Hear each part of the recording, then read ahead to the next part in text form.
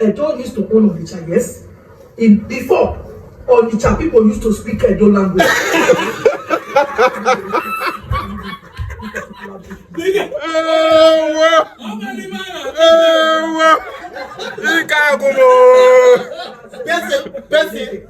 Person where no know even the Bini language where they speak. Person where no know where it come from.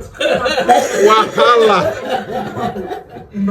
They claim to them, no problem. The one where we come see get now, we want to see follow us contact. I want to see take a no land for those going there. How many people are going to? I think this guy.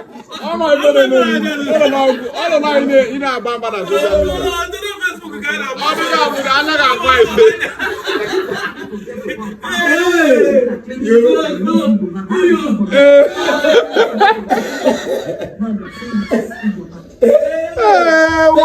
even Bini when she speak, where the language come from.